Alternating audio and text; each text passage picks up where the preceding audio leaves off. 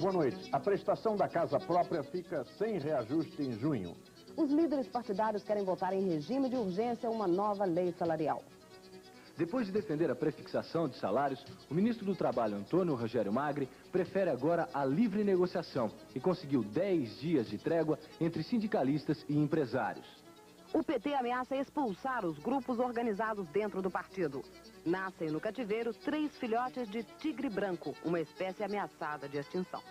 O Jornal da Cultura fala também dos 10 anos de pesadelo que os peruanos vivem por conta do Sendero Luminoso.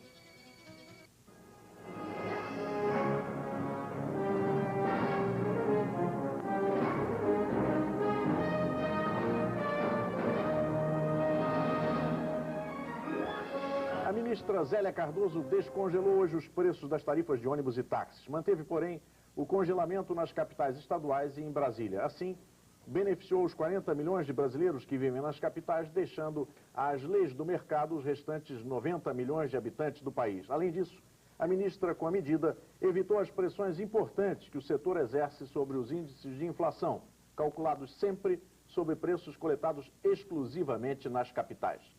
Desemprego, redução salarial e recessão. Nesse cenário, nem trabalhadores nem empresários querem liberdade para negociar os salários. Segundo a Fundação SEAD e DIEESE, só em março mais de 97 mil pessoas foram demitidas, aumentando o total de desempregados na Grande São Paulo para 754 mil. Entre fevereiro e março deste ano, a jornada média de trabalho também na Grande São Paulo foi reduzida de 44 para 42 horas semanais. Acompanhando essa queda, os rendimentos dos assalariados caíram de 6,9% a 8,3%. Eu acho que devia prefixar o aumento do salário. Por quê? Porque a inflação está aí, todo mundo está vendo da inflação. Quando os patrões estão negociando com a gente para diminuir o salário, ele faz isso, a gente vai negociar com quem? Agora vai tirar as calças dos camisados. A gente negociar com os patrões, hoje nós não temos um acesso a eles. E os sindicatos ainda não estão preparados para enfrentar essa situação. Com esta preocupação, sindicalistas se reuniram hoje com o ministro do Trabalho, Antônio Rogério Magri, e com a diretoria da Fiesp. Magri conseguiu uma trégua de 10 dias para que não sejam feitas nem demissões, nem greves. Mas antes, ouviu dos sindicalistas o pedido de suspensão da medida provisória 185, que dá poderes ao Tribunal Superior do Trabalho de suspender os julgamentos de dissídios e negociações coletivas. Os empresários não pediram nada, mas criticaram a medida. Livre negociação, pelo menos nós achamos que só pode acontecer numa economia estável e num mercado de livre economia. E hoje não é este o que está acontecendo. A livre negociação nesse momento, ela não é boa. Não é boa porque num país que está numa recessão, num desemprego e sem o poder aquisitivo de compra e de breganha do trabalhador, como é que você vai ter uma livre negociação? E também com uma medida provisória 185 que proíbe os tribunais em julgar os dissídios e as convenções coletivas. Como dá para perceber, não foi tarefa simples para o ministro convencer sindicalistas e empresários, principalmente porque até ontem ele era o maior defensor da prefixação de salários. Mas perdeu para a equipe econômica do governo e mudou de ideia, apesar de não admitir isso. O fato de eu, num determinado momento, achar que tinha que passar os 3,26 e o resto dos meus companheiros ministros acharem que não, e nós chegamos à conclusão de que a livre negociação é o melhor caminho, isso me deixa tranquilo. Urgência para redigir e votar uma nova lei de política salarial para o Brasil. Essa foi a reação dos parlamentares ao fim da prefixação dos salários. Dessa vez vai ser mais difícil para o governo dobrar o Congresso. A livre negociação entre patrões e empregados não foi bem recebida nem pelos deputados de oposição, que tiveram a coragem de apoiar publicamente o plano econômico, e nem mesmo pelos próprios partidos governistas. Num momento de alto desemprego, é muito difícil que uma negociação se faça com, digamos, peso por parte das duas partes. O desemprego compromete muito a força da renegociação. Ela teria que dizer zero neste mês, baixar outra portaria no mês que vem, outra vez dizendo que é zero, no outro mês outra vez dizendo que é zero. Mas nunca fazer um conjunto de meses numa portaria só. Aí é ilegal. Eu esperava que os políticos e os partidos aliados ao governo fossem ouvidos previamente. Toda política salarial aprovada pelo Congresso implicou em perda salarial para o trabalhador. Toda. Por quê? Porque havia um quadro crescente de inflação e no final de cada mês o poder aquisitivo do salário estava desmoralizado. De modo que o que interessa ao trabalhador é ter, na prática, ganho real de salário, e isso está acontecendo. Enquanto isso, a oposição moderada já partiu das palavras para a ação. Liderou hoje uma reunião aqui na Comissão de Trabalho da Câmara, em que se resolveu elaborar uma nova lei salarial para o país. O PMDB já marcou para este fim de semana em São Paulo uma reunião com sindicalistas para fechar uma proposta com apoio das bases. O líder do PSDB, Euclides Scalco, foi mais longe. Quer derrubar por inconstitucionalidade a portaria da ministra Zélia, que prefixou em zero de forma permanente os aumentos de salário. Scalco alega que a ministra deveria regulamentar a lei e não contrariar a lei. Se tiver sucesso, pode ser a gota que faltava para detonar mudanças na equipe econômica do presidente Collor. Independente da nova lei salarial, uma nova frente começa a se formar para garantir pelo menos um emprego. De Brasília, a comentarista política Eliane Cantanhede dá as informações. Será lançado em São Paulo na terça-feira o movimento Brasil Não Pode Parar. Trata-se de um movimento contra as demissões. Será capitaneado por associações de micro e pequenos empresários, com a participação também do Sindicato dos Metalúrgicos de São Paulo. O respaldo político importante virá de líderes de 4 partidos representados no Congresso Nacional: PMDB, PSDB, PFL e PL. Esses líderes, independentes de serem ou não a favor do governo Fernando Collor, defendem a governabilidade. Aliás, hoje, líderes identificados com o Palácio do Planalto estão muito irritados com o governo. O deputado Amaral Neto, líder do PDS, anda reclamando. Ele passou o dia inteiro tentando falar ou pelo menos saber onde estava o ministro da Justiça, Bernardo Cabral. Não conseguiu. É que amanhã vence o prazo de 2 novas medidas provisórias. O governo não está nem aí. Foi enterrado hoje no Rio o estudante do Colégio Militar da Aeronáutica, Celestino Rodrigues Neto, que deu um tiro na cabeça na terça-feira. Os amigos e parentes estavam revoltados com o suicídio do garoto, que tinha apenas 14 anos. O estudante Celestino José Rodrigues Neto morava na vila residencial da Aeronáutica, no Campo dos Afonsos, no Rio de Janeiro. Celestino atirou na cabeça quando estava sozinho em casa. Ele foi socorrido pelos pais, mas ontem acabou morrendo no hospital. Segundo a família, o menino se matou porque estava deprimido com a humilhação que passou na segunda-feira no Colégio Militar. Celestino foi punido publicamente durante uma solenidade na presença da mãe, sob a acusação de ter colado na prova de geografia. O menino foi suspenso por 6 dias e, por isso, foi punido de brincar em casa e participar de uma festa. O menino deixou uma carta de despedida pedindo desculpas à mãe pelo vexame e dizia que o que pertencia a ele devia ser entregue aos amigos e às irmãs. Hoje à tarde, no cemitério do Morundu, em Realengo, no Rio de Janeiro, muitos amigos e parentes acompanharam o enterro. Alguns colegas do garoto Celestino, que estavam com a farda do Colégio Militar, não quiseram dar entrevistas, porque, segundo eles, o regulamento da escola não permite e prevê até punições. O corpo do garoto foi acompanhado até o túmulo com uma cerimônia rápida e silenciosa. José Geomar da Ponte, suspeito de ser o maníaco do estilete, vai ficar até amanhã no 3º Distrito Policial de São Paulo. As vítimas do maníaco vão fazer o reconhecimento de José Geomar no DEIC. José Geomar da Ponte chegou em São Paulo ontem à noite. Ele veio direto do Rio de Janeiro numa viatura do DEIC. Geomar está com AIDS e disse para o delegado que ele não é o maníaco do estilete que atacava as mulheres no bairro de Pinheiros.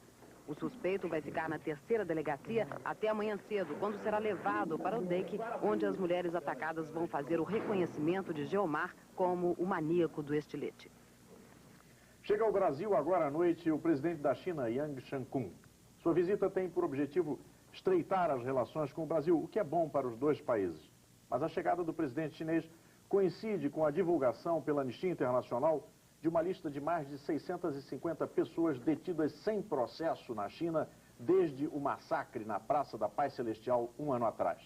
A Anistia diz que a lista ainda não é completa e pede informações ao governo chinês. Embora tenha libertado 211 presos políticos e tenha iniciado processo contra muitos outros, Pequim repeliu o pedido da anistia como uma ingerência indevida em assuntos internos da China.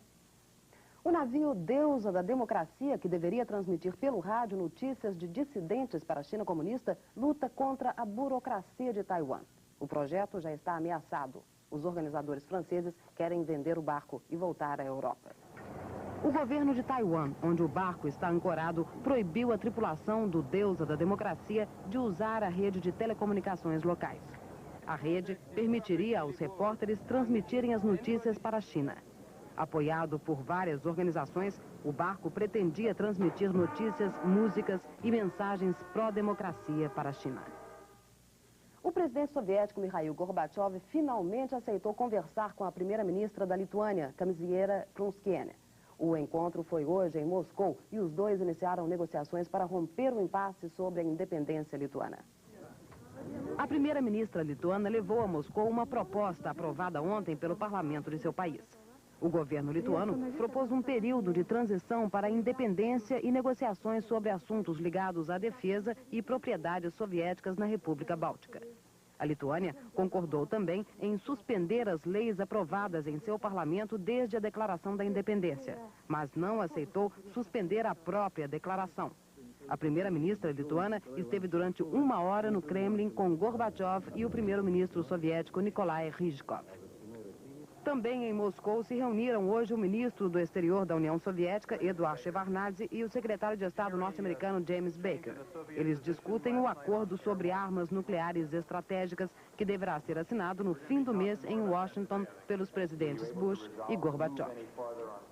3 beldades selvagens e de indiscutível nobreza felina acabam de dar o ar de sua graça pela primeira vez em frente às câmeras. A concorrida estreia mundial das novas estrelas aconteceu em Estocolmo, capital da Suécia. A agitação não era para menos, afinal, não é todo dia que tão raras belezas se deixam ver assim.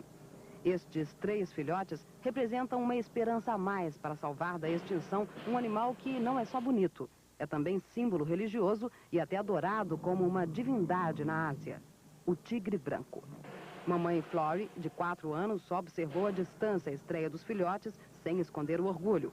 O pai, ciumento, teve que ficar longe por precaução. E as estrelas do dia mostraram que, por enquanto, já sabem ronronar como manda o figurino.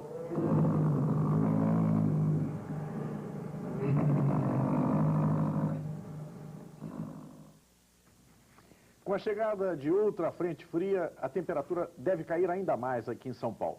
Veja os detalhes da previsão com Tânia Nomura. De um modo geral, fez frio o dia todo aqui no estado de São Paulo. O sol brilhou um pouco, mas a melhora do tempo só durou até a chegada de ventos muito fortes de noroeste, com rajadas de 50 a 60 quilômetros pelo interior de São Paulo e capital, anunciando mais uma frente fria aqui no nosso estado. No final da tarde, o radar de Bauru já registrou chuva em praticamente todas as regiões. A máxima na capital e litoral foi de 25 graus. A última foto do satélite GOL-7 mostra que a frente fria que estava em São Paulo já foi para o oceano. Em compensação, a outra frente, que ontem estava na Argentina, chegou aqui em São Paulo já tarde. E nessa época, o movimento da atmosfera é muito veloz, ou seja, as frentes que se formam nos polos andam rapidamente pelo continente.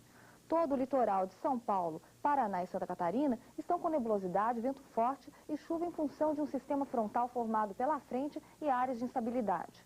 Uma massa de ar frio provoca queda de temperatura no Chile, Paraguai e Rio Grande do Sul. E atenção, agricultores gaúchos, amanhã vai fazer sol, mas a previsão de geada para a próxima madrugada e manhã na região que acompanha a Serra do Sudeste, Litoral Sul e Vale do Uruguai. Já o Paraná e Santa Catarina terão céu encoberto e chuvas leves. A temperatura vai variar entre 2 graus de manhã cedo e 18 graus à tarde na região sul. E aqui em São Paulo, o tempo deverá ser nublado, com nevoeiros isolados, chuviscos ocasionais, melhorando a partir no oeste do estado. A temperatura está em declínio e deverá variar entre 14 e 20 graus na capital, 15 e 22 no litoral e 11 e 27 no interior. E a massa de ar polar deverá passar por aqui neste final de semana, fazendo com que a temperatura caia ainda mais. E amanhã, o sol vai nascer às 6 horas e 34 minutos e vai se pôr às 17h30. Veja depois do intervalo. Pela terceira vez esta semana, o governo reajusta a previsão da inflação. A briga do PT com os grupos organizados dentro do partido. E os 10 anos da guerrilha do Sendero Luminoso no Peru. Nós voltamos daqui a pouco.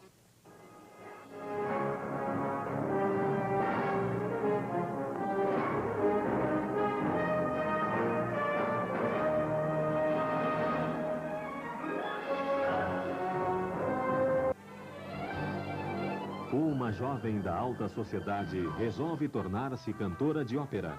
Seu marido, um ex-jogador de futebol, tenta impedir os planos da esposa. Cante em outra freguesia. Cine Cultura, neste sábado, 14h.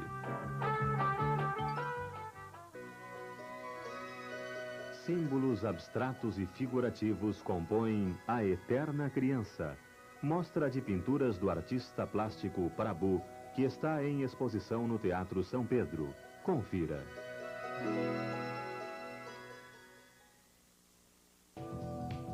A partir de 1972, quando o sistema da televisão colorida foi oficialmente implantado no Brasil, significativas mudanças passaram a ocorrer na produção de programas e nas áreas comerciais e publicitárias.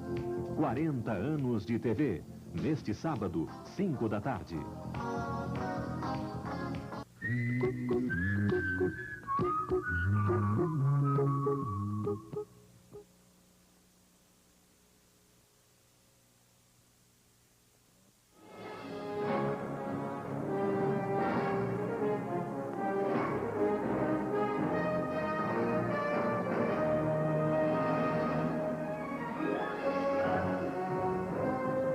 As prestações da casa própria não vão ser reajustadas em junho. O diretor da Caixa Econômica Federal, José Carlos Guimarães, disse que isso será uma consequência da livre negociação salarial decidida pelo governo.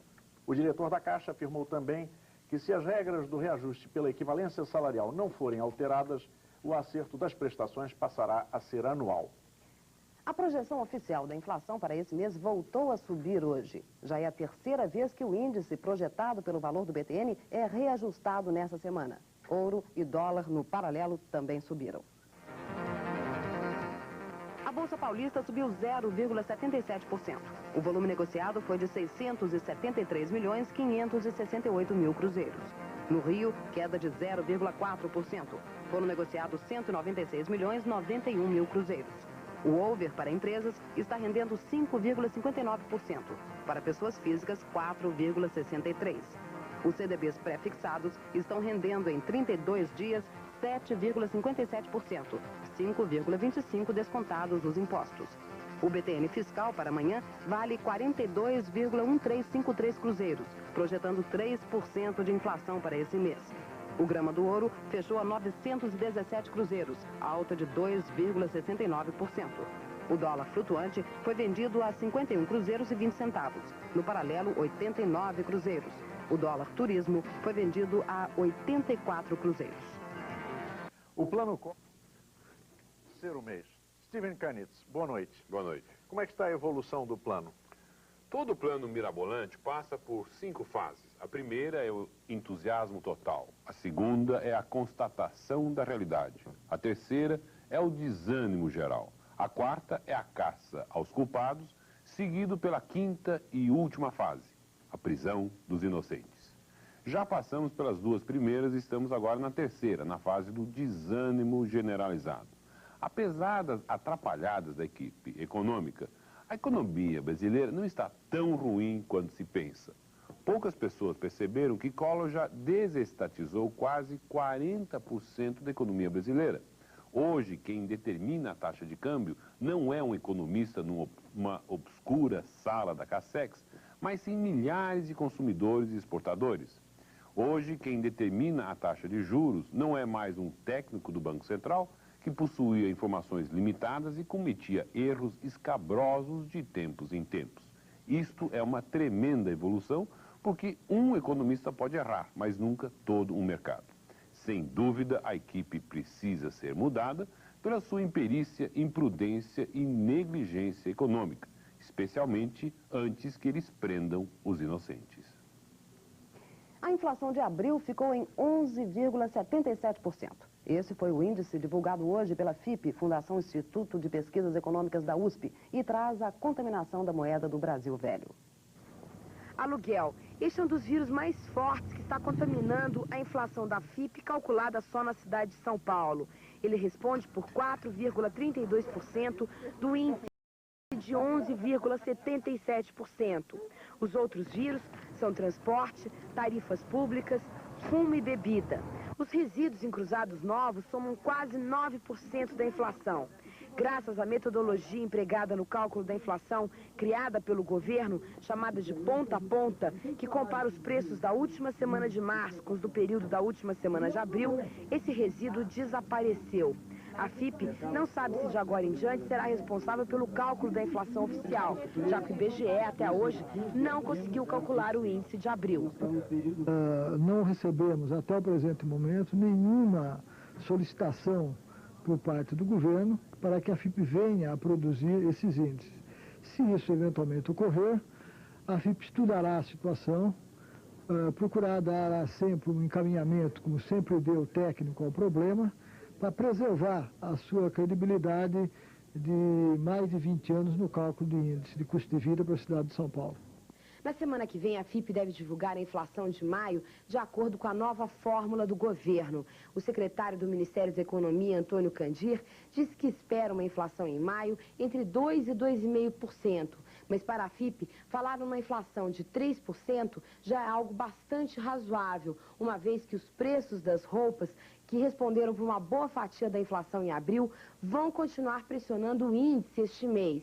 Isso reforça a teoria de que, por enquanto, inflação zero está só nos sonhos da equipe econômica do governo. A seleção brasileira de futebol já está em Madrid, onde sábado faz um amistoso contra o combinado espanhol. As notícias do esporte com Lia Benchen. A seleção chegou, foi para o hotel, descansou um pouco e seguiu para o treinamento. A seleção treinou em Las Rosas, uma cidade a 20 quilômetros de Madrid. O técnico Sebastião Lazzaroni deixou o centroavante Careca de fora, que ficou dando voltas no campo. Lazzaroni deve confirmar a equipe para o amistoso apenas amanhã. Ele espera que a seleção apresente um futebol melhor que o do último amistoso aqui no Brasil, quando empatou em 3-3 contra a Alemanha Oriental. Nós cometemos alguns erros e também alguns acertos. E pensar agora do que representa aspecto tático, a atenção, a aplicação, trabalhar com a cabeça o tempo todo, porque o momento é esse, a equipe tem que crescer sobre esses aspectos. Há 22 dias do início da Copa, os organizadores estão apertando o cerco contra os fanáticos torcedores ingleses, conhecidos como hooligans. Para evitar cenas como estas, o governo inglês decidiu enviar para a Itália uma lista com os nomes de 100 torcedores condenados por atos de violência. Esta medida deve reforçar os acordos acertados com as autoridades italianas para garantir a segurança e a ordem pública durante a Copa. Na semana passada foi decidida a proibição de venda de bebidas alcoólicas perto dos estádios onde a seleção inglesa jogar, além de serviços especiais para transportar os temidos hooligans. A seleção brasileira de novos estreia domingo no torneio de Toulon contra os Estados Unidos. A partida está marcada para 1h30 da tarde, horário de Brasília. Depois de 10 anos, o PT enfrenta uma crise existencial. A causa, os vários grupos que atuam dentro do partido. E neste fim de semana, o Diretório Nacional vai discutir o que fazer com esses grupos que podem até ser expulsos do PT. Segundo um velho ditado, a esquerda só se une na cadeia. No caso do PT, essa é apenas meia verdade. O partido, fundado há 10 anos, conseguiu reunir pelo menos 12 tendências. São siglas como Convergência Socialista, Causa Operária, PCBR e O Trabalho. Reunir, tudo bem. Agora, unir esses militantes é difícil para o PT, que já teve vários problemas com as tendências, apelidadas de xiitas ou radicais. Em 86, 5 petistas do PCBR assaltaram um banco em Salvador. Foram indiciados e expulsos do partido. A ex-petista também do PCBR, Maria Luísa Fontinelli, quando era prefeita de Fortaleza, foi acusada de fazer uma péssima administração e editou cartilhas ensinando a população a depredar ônibus. Em São Paulo, a prefeita Luísa Erundina tem sido criticada pelas tendências radicais que chegam a impedir a votação de seus projetos na Câmara. Por tudo isso, a articulação, que é a tendência majoritária, quer expulsar do PT quem tiver dupla militância. O expurgo deve começar pela Convergência Socialista, que tem sede própria, jornal e é adepta da revolução permanente pregada por Trotsky. O coordenador da Convergência é tão contra que nem acredita na expulsão.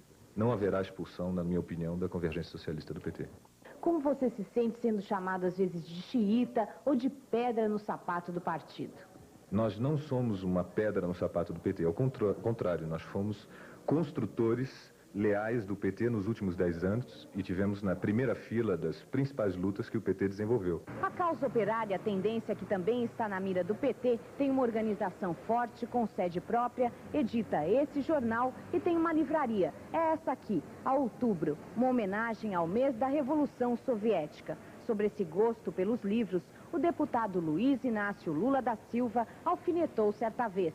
Ele disse, para calar as tendências, basta tirá-las do mundo teórico e colocá-las no mundo real.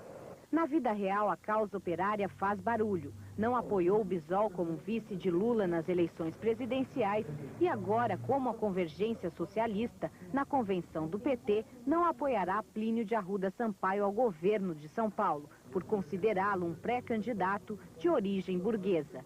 A coordenação da causa operária defende a luta armada.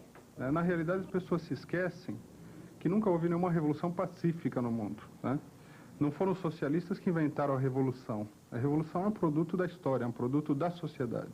O secretário-geral do PT, deputado José Dirceu, não quer saber de luta armada e nem de tendências com sedes, jornais e receitas próprias.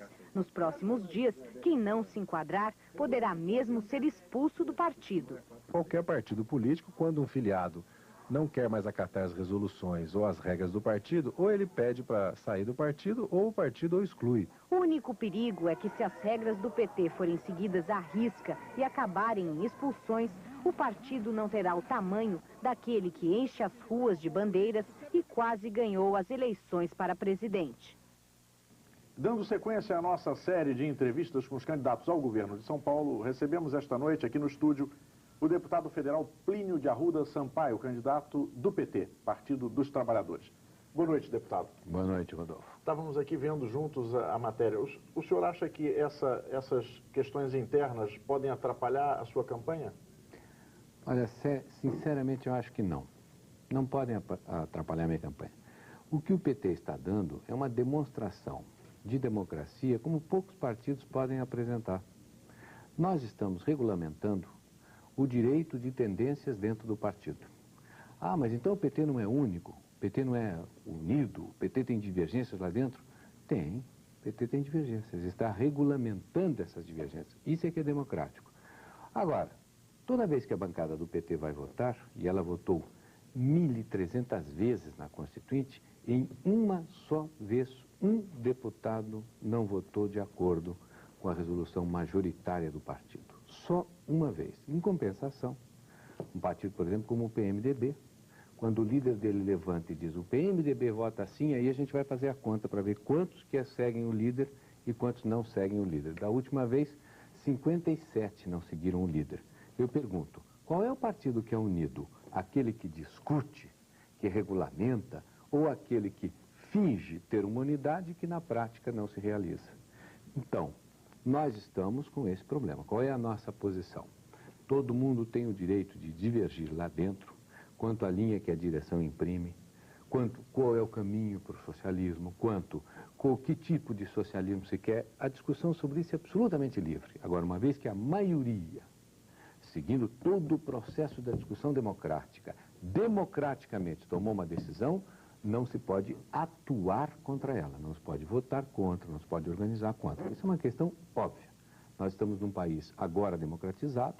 Quem não se sentir representado por esse tipo de comportamento tem todo o direito de formar o seu partido. A campanha está indo bem. A participação, por exemplo, do deputado Luiz Inácio Lula da Silva, depois dessa decisão dele não se candidatar, vai ser uma participação ativa, grande, importante na sua campanha? Eu acho que vai. E acho que, na verdade, o Lula está tendo uma grande intuição. É preciso entender o seguinte: o PT não veio apenas para ganhar eleições, nem para disputar eleições. O PT veio construir uma força política nova que está anunciando para o país um novo tipo de sociedade, mais democrática, mais justa, mais aberta. De modo que nós sempre atuamos em dois planos. Nós atuamos no curto prazo e atuamos no longo prazo. A nossa visão estratégica é que determina a nossa tática. De modo que, nesse momento, a presença de um líder com 31 milhões de votos, nas lutas sociais que estão acontecendo nesta hora em que o trabalhador é golpeado tão fortemente no seu emprego, no seu salário, é uma visão de longo prazo, é uma visão estratégica. E ela certamente vai contribuir para o curto prazo, que é a eleição de outubro próximo. Amanhã o senhor tem um encontro com o candidato do PDT, Almino Afonso. Isso significa algum tipo de entendimento ou é apenas a preparação para um eventual segundo turno? Nós estamos, desde o primeiro momento, o PT está procurando vários partidos que têm um corte popular, progressista, democrático e de esquerda. E, de certa maneira, partidos que formaram conosco mais fortemente na eleição passada e que agora têm uma postura clara de denúncia desse plano Collor, que não estão nem um pouco sensibilizados por essa demagogia desse plano. Então, todos esses partidos estão sendo procurados. O PDT é um deles. Nós já procuramos o deputado Ayrton Soares, já esteve em reuniões conosco, ultimamente não foi a uma ou duas, mas já esteve em reuniões conosco, de modo que nós estamos em conversações com o PDT. Eu vou me encontrar com o vice-governador Almino Afonso exatamente na linha desses entendimentos. O PT, em alguns estados, está partindo para uma política de coligações, em outros não, até porque prevaleceram tendências mais radicais, mais fechadas. O senhor acha que isso pode prejudicar o conjunto do partido em âmbito nacional? Uma pequena retificação, Rodolfo. Não foram as tendências que, em muitos casos, inviabilizaram os acordos. Foram até grupos que não são de tendências. O problema é difícil. A orientação da articulação não era no sentido de favorecer coligações? É, a orientação nossa, a orientação da direção nacional, a orientação, por exemplo, com a qual eu estou perfeitamente de acordo. Você tem duas realidades. Você tem a realidade nacional e você tem a realidade de cada parte do que compõe a nação. E nem sempre é possível conciliar esta tática nacional com a tática do Estado. Agora, nós não queremos impor. O PT não é um partido em que a cúpula dirige a base, comanda, ou que há algum líder pessoal que dirige sozinho. Nós estamos querendo criar uma coisa nova no país. Então nós respeitamos, embora tenhamos dito claramente que no nosso entendimento deveriam ser feitas as coligações. Para encerrar, deputado, quais são os pontos que o senhor destacaria como essenciais na sua campanha? Eu diria, em São Paulo, democracia. Aqui, um espaço de democracia. O governo do Estado, no exercício das suas atribuições, garantirá a democracia. Aqui não vai haver desrespeito aos direitos constitucionais. No plano econômico, produção e redistribuição de renda. Produção. O governo de São Paulo jogará os recursos do governo de São Paulo para que São Paulo seja uma ilha de prosperidade, uma ilha de modernidade, num quadro que pode ser um quadro recessivo sério por alguns anos. Nesse esforço de redistribuição de renda, eu destacaria um programa fundamental, o programa da educação. O mundo está mudando, nós estamos alterando, o mundo está alterando totalmente o seu sistema produtivo, as tecnologias são totalmente novas e a nossa escola não acompanhou esse processo. A escola é fundamental para que a gente tenha democracia no sentido de conhecimento da realidade. Ela é fundamental para que a gente tenha democracia no sentido de igualdade de oportunidades e ela é fundamental para que a gente tenha democracia no sentido de modernidade que acompanha o movimento do mundo. E por último, o PT não deixará nessa campanha de apontar para a sociedade que nós podemos ter um mundo melhor, um mundo diferente, um mundo mais justo. E nós vamos fazer uma campanha explicando o socialismo democrático. Deputado Plínio de Arruda Sampaio, candidato ao governo de São Paulo pelo PT. Muito obrigado pela sua presença aqui no Jornal da Cultura. Muito obrigado, Rodolfo. Muito obrigado aos senhores. Veja agora o resumo das principais notícias desta quinta-feira. O presidente Fernando Collor visitou uma escola pública na Vila Paranoá, em Brasília, hoje de manhã. Em seguida, o presidente assinou a liberação de 10 bilhões de cruzeiros para merenda escolar. Representantes de creches e entidades assistenciais conveniadas com a LBA fizeram um protesto em São Paulo pedindo o pagamento dos atrasados. Muitas das instituições não recebem desde novembro e correm o risco de fechar. A direção da LBA prometeu o pagamento até o final do mês. Foram apresentadas em Brasília as primeiras propostas para a compra de 8 mansões que o governo federal colocou à venda. Não foram divulgados os nomes dos interessados. Das 8 propostas, 7 foram feitas em Cruzados Novos. Empresários da Fiesp e líderes sindicais se reuniram hoje em São Paulo e decidiram dar uma trégua de 10 dias nas demissões e nas greves. O encontro foi intermediado pelo ministro do Trabalho, Rogério Magri. A Secretaria Estadual da Saúde está preocupada com o pequeno número de crianças que tomaram a segunda dose da vacina contra a meningite.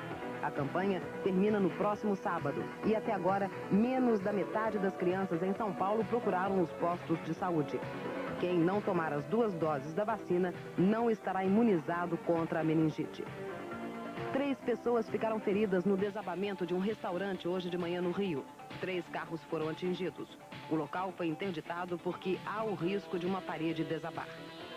Em Moscou, o presidente Mikhail Gorbachev conversou por 1 hora com a primeira-ministra lituana Kazimiera Prunskiene. Segundo a representante lituana, foi o primeiro passo para negociar a independência do seu país. Em Los Angeles, na casa do ator Marlon Brando, o namorado de sua filha Cheyenne foi morto com um tiro na cabeça. O acusado pelo assassinato é Christian Brando, hoje com 32 anos, filho mais velho do ator. O Peru está comemorando hoje um aniversário sinistro. Há exatamente 10 anos começavam naquele país as atividades do grupo guerrilheiro Sendero Luminoso. O governo peruano diz que até hoje esse grupo já matou 17 mil pessoas. Atentados com carros-bomba como esse se tornaram uma rotina quase diária durante a campanha presidencial nos últimos 3 meses. O Sendero Luminoso queria impedir a votação, mas nem com tanta violência o povo peruano deixou de ir às urnas. Não é sempre, porém, que esse grupo guerrilheiro, que diz obedecer fielmente os preceitos do falecido líder chinês Mao Tse-tung, vê os seus objetivos serem frustrados. Na maior parte das vezes, as forças da lei e da ordem têm sido impotentes para conter os violentos ataques dos mais ativos terroristas da América Latina. Nesta imagem rara, alguns integrantes do Sendero Luminoso aparecem durante uma manifestação, gritando palavras de ordem contra o governo peruano. O grupo começou as suas atividades em Ayacucho, a região mais pobre do Peru, na Cordilheira dos Andes. A fonte de renda do Sendero Luminoso é um estranho acordo com traficantes de drogas da selva peruana do Alto Huallaga, a mais importante zona de produção de cocaína do mundo, depois do Chapare boliviano. O Sendero garante a segurança das plantações de coca e disciplina os camponeses que a cultivam. Em troca, recebe muito dinheiro dos traficantes para aumentar e modernizar continuamente o seu arsenal. Além da tortura e do assassinato, o Sendero Luminoso estimula a delação e sabe que os camponeses estão também sob pressão de outro grupo terrorista, o Comando Rodrigo Franco, de extrema-direita. Tanto os integrantes do Sendero Luminoso quanto os do Rodrigo Franco, não por coincidência, são adeptos da mesma tática. Se ameaças não fazem efeito, explode-se a casa, o escritório, o carro. E quem consegue resistir a isso é assassinado. Vicente Adorno, da Editoria Internacional. O principal líder do Sendero Luminoso, Abimael Guzmán, é idolatrado por seus homens. Foi dirigente do Partido Comunista de Orientação Maoísta e pretende ser o presidente Gonçalo, a espada da Revolução Mundial. Comanda uma organização marcada pelo fanatismo e pela perversidade. Como ele, um assassino obsessivo e implacável. Inspirados em Guzmán, os senderistas transformaram meios em fins. Vivem hoje da violência, pela violência e para a violência. Fazem parte da patologia política. Ignoram o que se passa no mundo. São uma espécie de praga humana que assola algumas regiões do Peru. Boa noite.